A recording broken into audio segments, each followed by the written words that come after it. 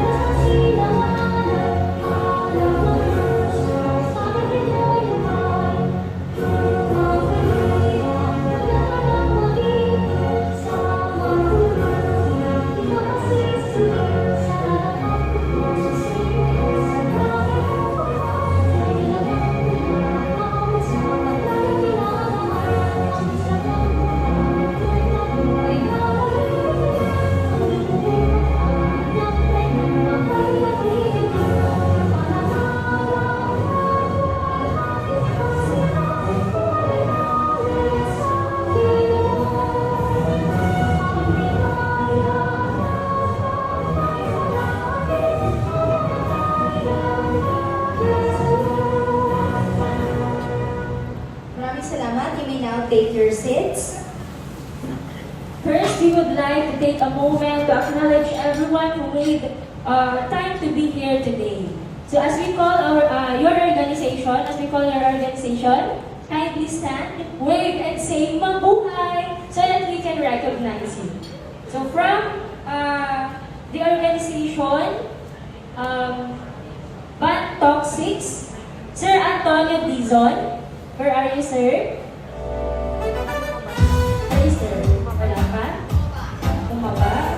Sir John Emmanuel Tayo from People and Habitat. Good morning, sir. Ma'am Luz Grenida Francisco from Likas. Good morning, ma'am. Mabuhay. Ma'am Sherilyn Saret from Forbes College. Good morning, ma'am. Mabuhay. Ma'am Clarice Resurrection from Children and Youth Wellness Technical Coaching. Good morning, ma'am. Ma'am Albok Milagros from Tiwala Kids and Communities Incorporated. Good morning, ma'am. Sir John Bautista from Social Action. Magandang umaga po, sir. And Sir Benedictor Balilo from Bicol University. Magandang umaga po, sir. Ma'am Cherry Moreno from Child Fund. Mabuhay. And Sir George Sabini from Child Fund din po. And Ma'am Rose Vanette Kiras from DCCE. Good morning, ma'am. Ma'am Romela Figuracion from Social Action din po. Magandang umaga po, ma'am. And Ma'am Ruby, I think kakarating na kayo. Good morning, Ma'am Ruby Solo from BCC. Sino naman po ang bagong dating na hindi po namin na-acknowledge? Si Ma'am? Okay na. Sino po? Si Sir Nilson of CSFI. Good morning, sir. Thank you so much for coming. And I think we miss also, ma'am, the lady in black. From what organization, ma'am? Oh, from Bicol University. Thank you so much. You are with the sir from Bicol University also, yes. Okay? Okay. Meron pa po ba kaming hindi pa na-acknowledge? I think. Yeah. Oh, yes. Si Nika of Simon of Cyrene. Thank you all very much for coming. And of course, we would like to acknowledge the presence of the Iduko team. Yes, who have made this convergence possible. Maraming salamat po.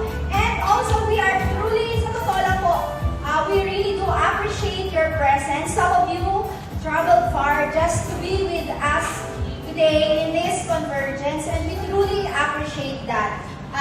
For those na naging partners na po namin, and for those na magiging future partners namin, when it comes to the implementation of projects para sa ating mga bata, salamat po for coming. It really means so much to us. Again, welcome to the Partners Convergence of 2026. And just to give you a recap, actually this is a 2-day, gusto ko po sana pumunta dito sa unahan. Okay. Yesterday, this is actually a 2-day caravan convergence. Yesterday, we invited national government agencies who are our partners when it comes to the implementation of projects for children. Some of the government agencies who were present yesterday were DSWD, DepEd, DOLE, DILG, and we also invited non-government organizations who are also our local partner organizations when it comes to implementing the projects of EDUCO. And our purpose is to present to them the accomplishments of EDUCO from 2021 to 2025 and also the impact of our work in EDUCO areas. This time, so yesterday we also presented kung ano ba yung magiging direction namin for 2026 to 2023. So, just to give you a recap of what happened yesterday, we will be presenting an audio-visual presentation. Yes, so take it away, Sir Paul.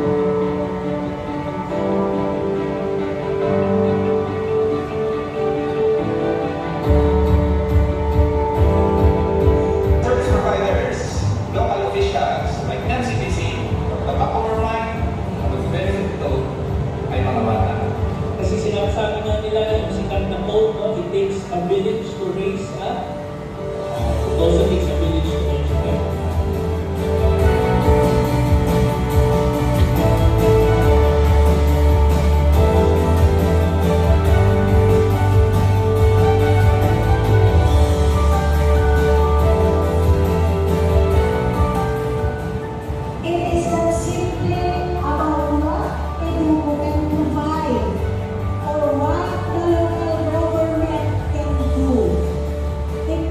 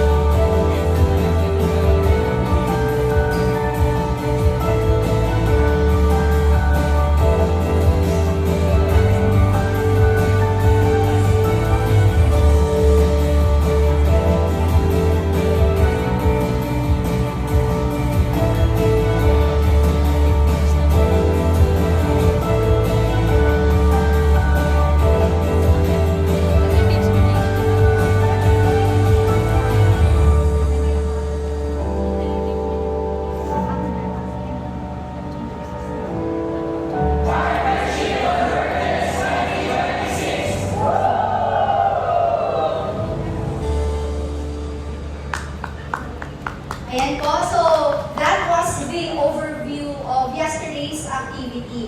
And na-miss ko pong sabihin that we also invited the local government units. Ano po, yun talaga yung na-miss ko. Kasi sila naman talaga yung naging highlight kahapon.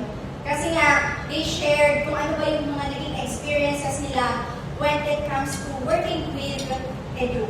So, para naman po ngayong hapon, I will just be giving you the overview.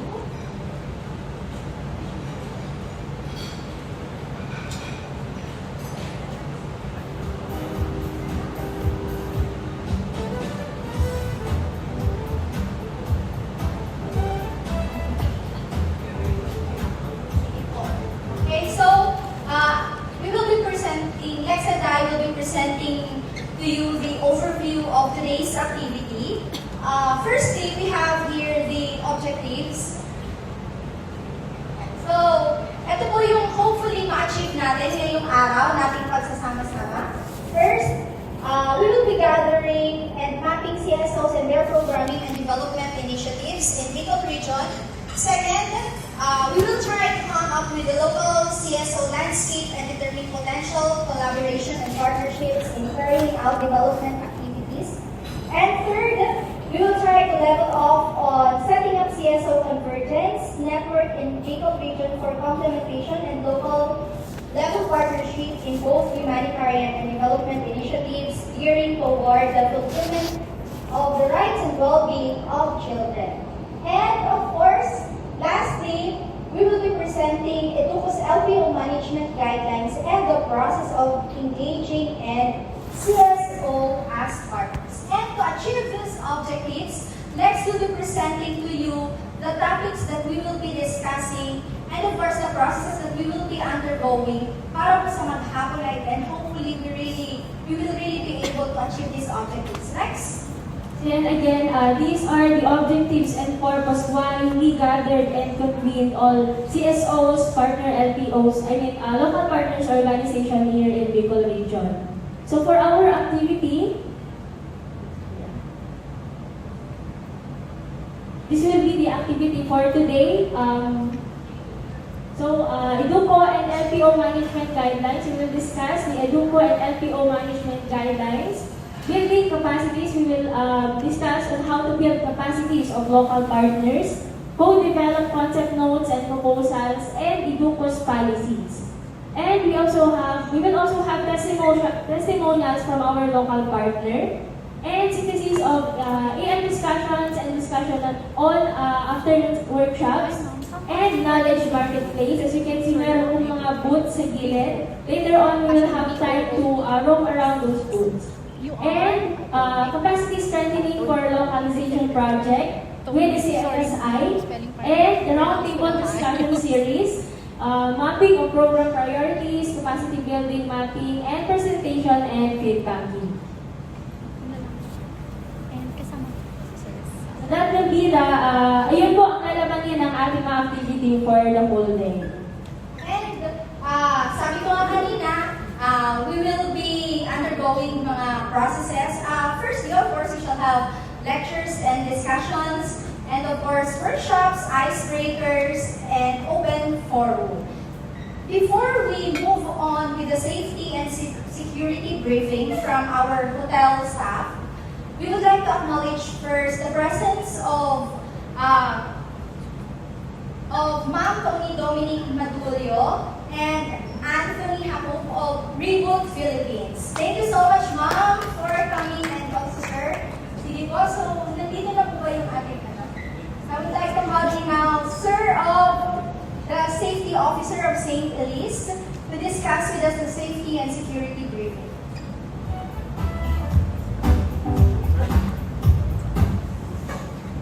Hi. Good morning po. By the way, my name is Patrick Turaa from SSD Department, Safety and Security Department po. In behalf of my head security, Mr. Raymond Louis Casano, so ako po yung naatasang uli na mag-discuss regarding sa hotel safety and security procedure.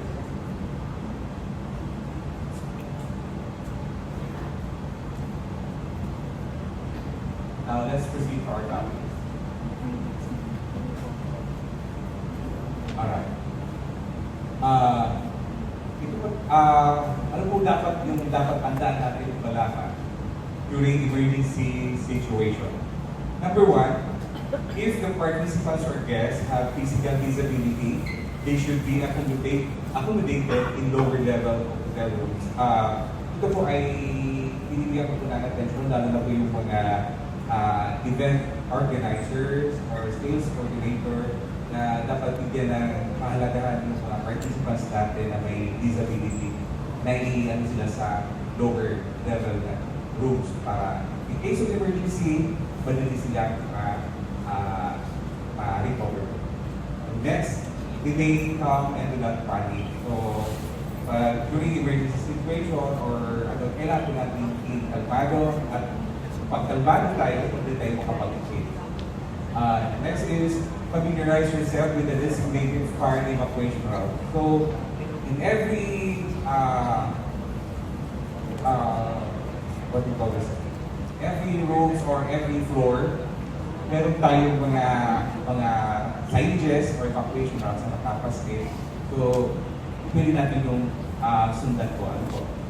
And then, in the event of fire or earthquake, you should use the stairs and designated fire exits and do not use the elevator. So, during earthquake, so hindi mo allowed talaga na maggamit ng elevator po. So, ang tendency po, pwede tayong matrap. And then, during evacuation, so kailangan natin gamitin yung exit, fire exit, and then staircase po. Ano po? And then, you should always nasa right side po tayo, no? Para yung mga fire marshal or rescuers ay madali din maka-anticipate or maka-rescue po. Ano po? During an earthquake, follow the drop, cover, and hold procedure. Siguro familiarize naman po kayo doon. Ano po? So, tinutulong din po yan sa every organization. Bring essential personal belongings such as your wallet and medication. Proceed immediately to the nearest fire exits or designated evacuation area. Next slide. Upon approaching the room, the guest must know the following.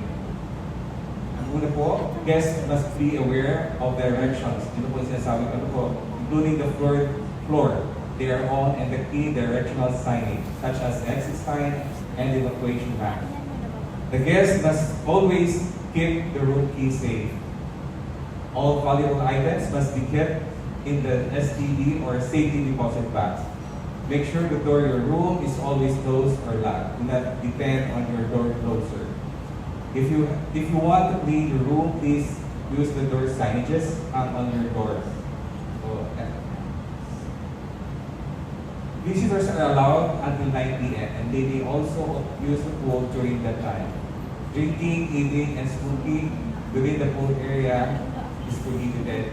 Gusto ko lang po i-add na po, since city government po, pinagbabawal po yung smoke sa mga public area. So, kailangan po natin comply, kailangan natin sumunod po. So, hotel, wala pong designated smoking area. So, kailangan natin po.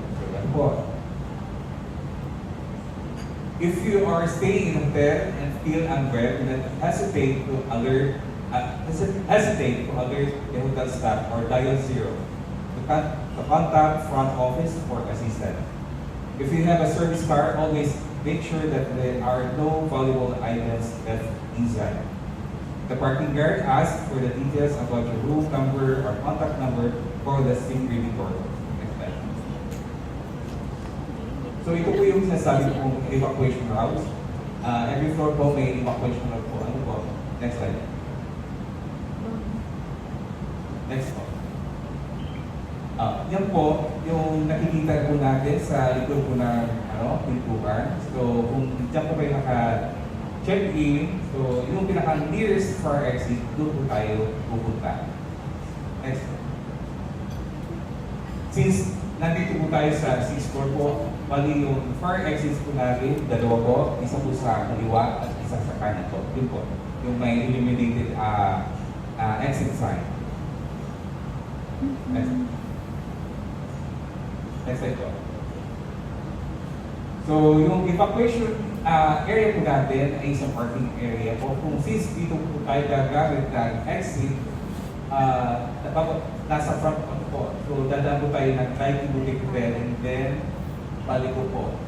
Which is yung parking area po. Yun po ang designated na evacuation area. Yes.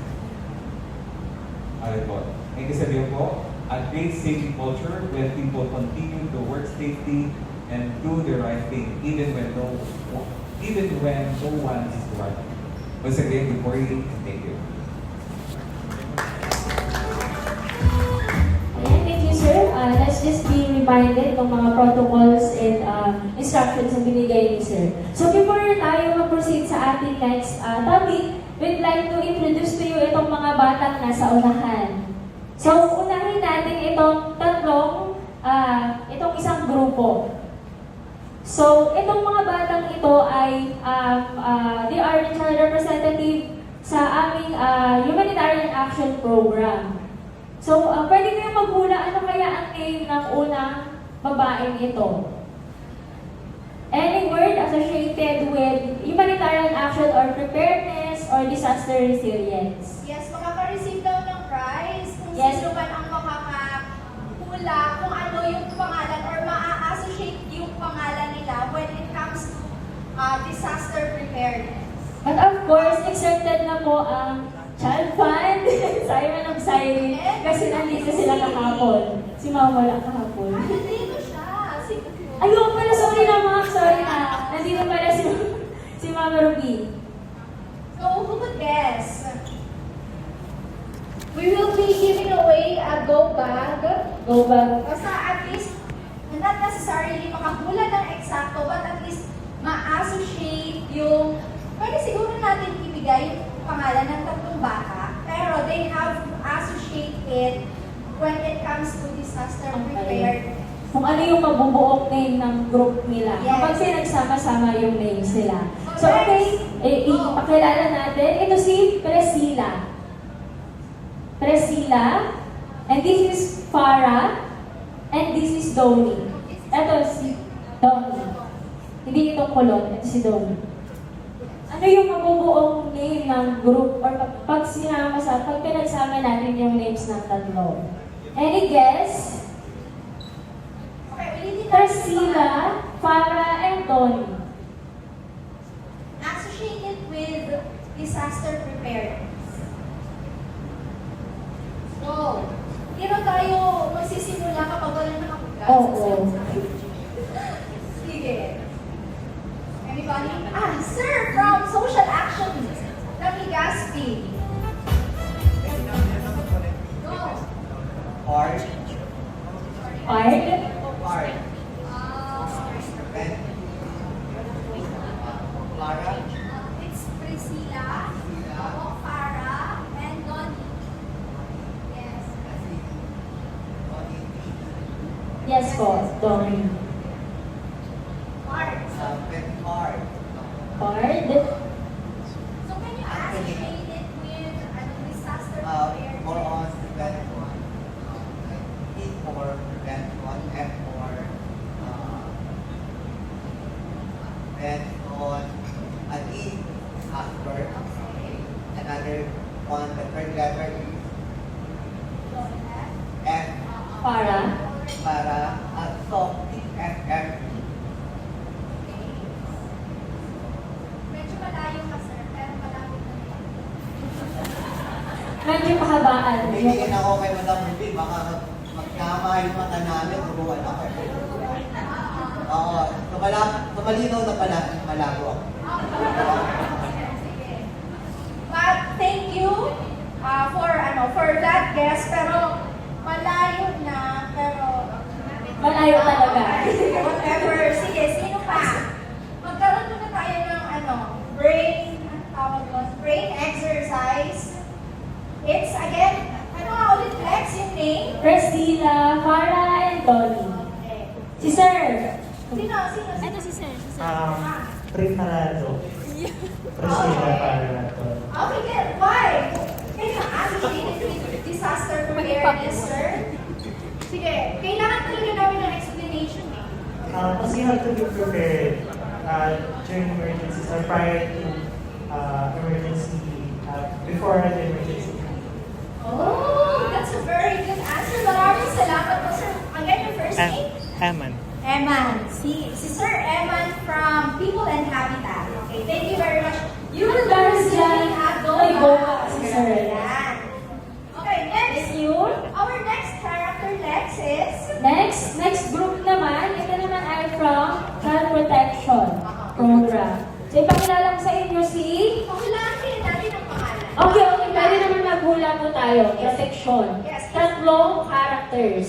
If they are from the Child Protection Group, ano kaya pwedeng maging pangalan nila? Asan po yung, di ba nag-group na sila per sector? Child Protection. Or halo-halo pa? Nabigyan na namin kayo ng clue doon sa preparado. Ano kaya yung pangalan nitong tatlong to? Under Child Protection. Pwedeng isa lang ang hula, can we still give? Marami pa tayo? Yes. Kahit may isang tao, makahula ng isang pangalan, pwede na. So consider that. Any guess? Si Sir Evan tumataas ulit ng kamay eh. Ano sir? Ano sir? Narinig ko yung ano eh. Procopio? Pwede? Pero ano sir? Procopio talaga sir sinabi mo? Okay, ano ma'am? Ang pangalan mo sa isa, ano yan? Para sa lahat ng bata na? Para sa isang bata na? Yung Procopio. Uy, Mika ha? Coaching! Ano, tatanungin mo natin yung Procopio? Medyo sumobra ka kasi sir eh. Sige, anybody from the group? Si ma'am from, Reboot. Protection. Wow! Inubos niya! From Tech Action. Okay. Pero may kulang. Pero sobrang lapit na. Hindi, si Tech, ay oo, yung Tech, yung full name niya is Tekiara. It's okay. And Sean. Okay na ba? Okay na. Dahil dyan may backlit si Mami. Yes, Diba? ma'am. Ay, Tumblr? Tumblr pala. Okay. Okay. Next, introduce the child protection children. Sino ba dyan si Pro? Ano po si Pro? Si Tekiara, ang bata Ay, ma'am, Muslim. papirma lang. And si Sean. Yes, and I think Sean is Representing the LGBTQIA community. si Pro, Tech, and Sean. And lastly, sino You ang have, last character natin? From education program. Siya ang child representative Mahulaan mo na na. nabuo sa project upgrade ng education. So, ano kaya ang